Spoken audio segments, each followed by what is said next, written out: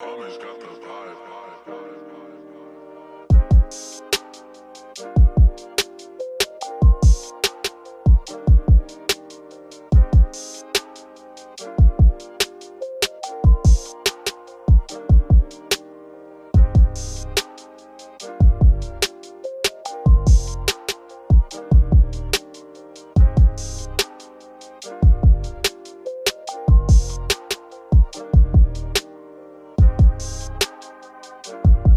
Karl Malone uses big body and physical presence to get deep into the paint. His go-to move was to back you down when going middle with a baby sky hook. Going off one leg allowed him to get his shot off quicker, and that, matched with how fast he was, made him dangerous if you let him get good post position. He also had a good soft touch, and even if he was farther from the basket, he could still score off his hooks. Because of his quickness, he could also back you down to get you off balance and drive past you, finishing when he got his shoulders ahead of you. He also had massive elbows, which he used to protect the ball when attempting a layup. Using his elbows for protection gave him the extra space he would need when finishing close to the basket.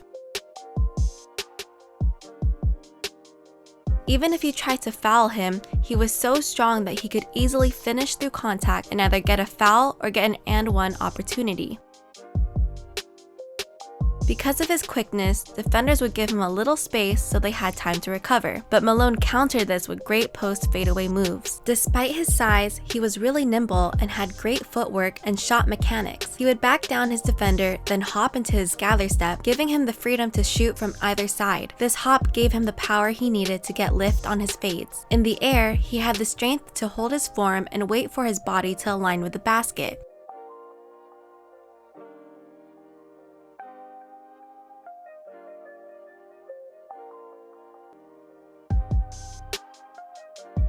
These maneuvers are difficult and usually done by athletic guards, but the fact that he could pull this off showed how athletic and skilled he was. He could even shoot one-legged fadeaways, which threw off the timing of defenders because of its unconventional timing.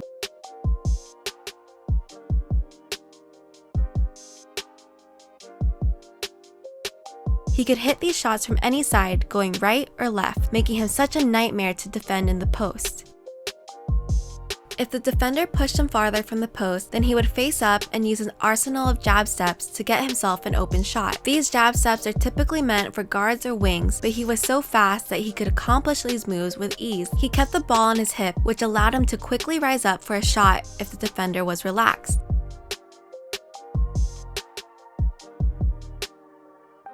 His movements were really fluid, and he had a good sense of knowing when his jabs would shift the defender, giving him space to fire. Even if he only shifted his defender a tiny bit, it was often enough to get a shot off because of his high release point. And even if the defender was doing a good job not reacting to his jab steps, he could just bring the ball back to his hip and rise up.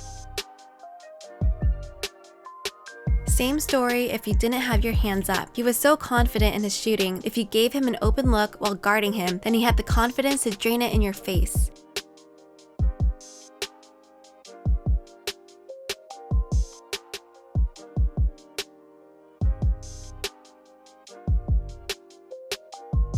And sometimes, because he was so good, he would do this even if he had your hands up, showing how unguardable he was.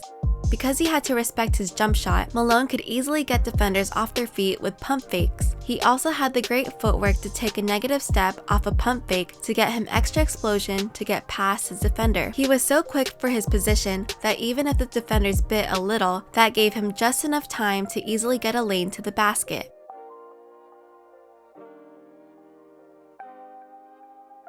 Altogether, he was just so athletic and skilled that he could easily get whatever he wanted out of the triple threat. There may not be a duo that ran the pick and roll as well as Stockton and Malone. They were both such great individual scoring threats that they could pretty much get a good look no matter how they were defended. They were also such high basketball IQ players that they could counteract any type of coverage placed against them. Malone was such a big body and he took up so much space that he set great screens. If Stockton's defender wasn't aware, then there were times that they would just get leveled by Malone.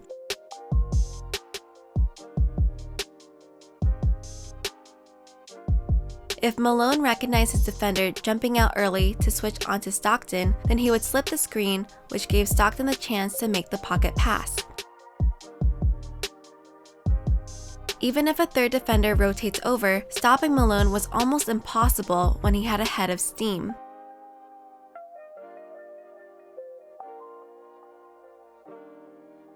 If the defenders made a mistake, then Malone would get to an open spot and Stockton had the patience to make the late pass to Malone.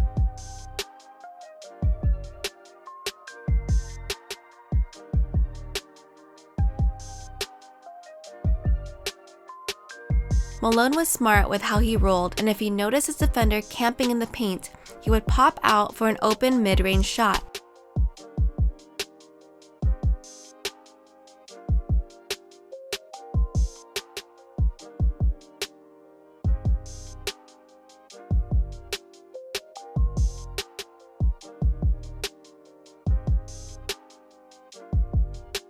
Because Stockton's man was so wary of Malone's screen, Stockton could reject the screen to catch his defender off guard and get the attention of Malone's man, giving Malone an open lane to roll into.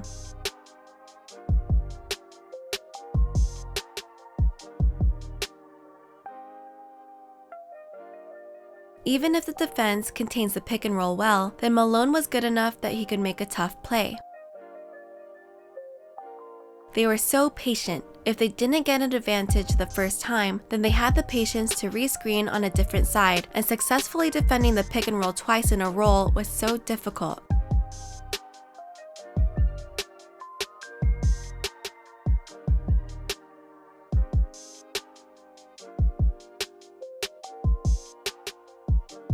The two of them were just so smart and so individually talented that guarding their pick and roll actions were almost impossible.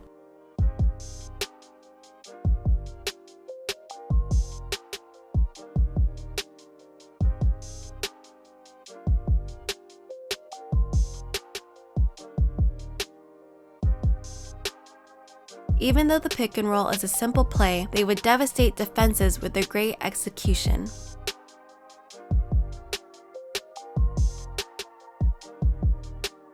Because he was such a threat in the post, Malone drew a lot of attention. He was a really good passer as well as a scorer, and the Jazz would use Malone's passing ability and scoring threat to get easy looks for their other players. When he caught the ball from the post, he made sure to have his head up so he could survey the floor. Malone was really good at anticipating when his teammate could cut and could pass those teammates into open space. Not only was he good at recognizing when to pass, but he was very good at making lead passes that would hit his teammates in stride. His passes always had great weight on them and would just float to his teammates. And he could make some great, non-obvious passes too, showing how he was capable of making advanced basketball reads. And just like any great scorer, even a little bit of action from Malone would take enough attention away from the defense for one of his teammates to get open.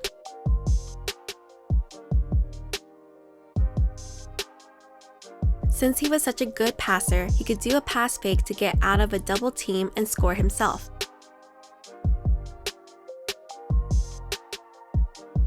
Even though he was a great scorer, Malone was capable of playmaking, and that showcases how talented and how smart he was. One of Malone's most dangerous weapons was his mid-range shot, which he developed throughout his career. He had the nimble footwork to quickly catch and shoot. Once again, his release point was so high that it was hard for any defender to block his shot. He also had good arc on his spot-ups that, mixed with his release point, made him a great shooter. He could even hit break rhythm jumpers, which are really tough shots, but he was just that talented to be able to make them. Of course, from spot-ups, he would use pump fakes to get to the rim.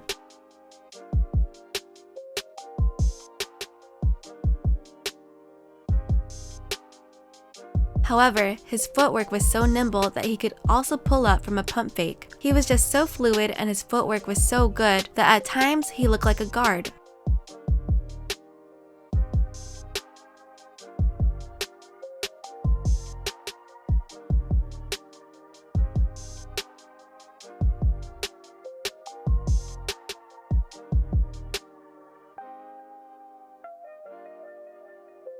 Even when driving or rim running, he had guard-like movement and could finish with really creative and acrobatic layups.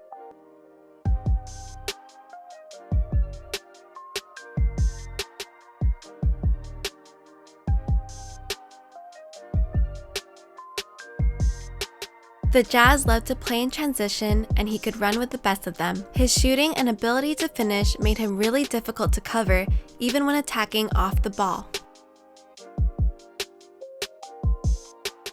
For as great as a scorer as Malone was, I think it's easy to forget that he was also a really good defensive player. In fact, 3 times in his career, he was the first team all-defense. He was really good at this maneuver, known as pulling the chair, where when the big is backing you down, pulling back and letting their momentum take them forward, causing them to stumble over.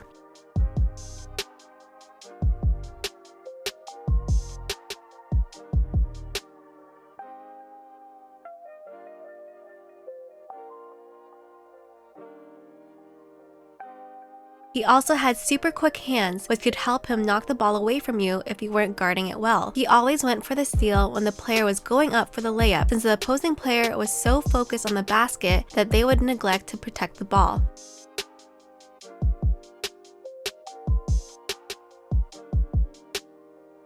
Because he was so strong, it was really difficult for centers to create separation, and this allowed him to stay close to his man and get a good contest or block.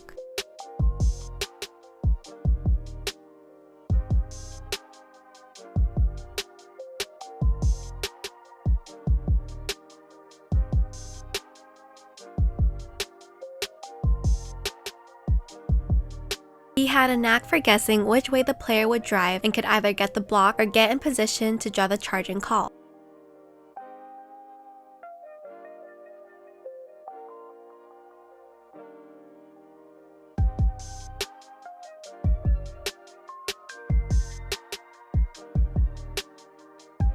Some people say that the best ability is availability, but Karl Malone was on another level. Prior to his final year, he had only missed 10. That's right, 10 games in his 18 seasons with the Jazz. That's absolutely unheard of, especially back then when medicine wasn't as advanced. To put that in perspective, LeBron missed about 12 games this season already. The fact that Malone was so indestructible that he makes LeBron look less bulletproof just goes to show how insane his build was.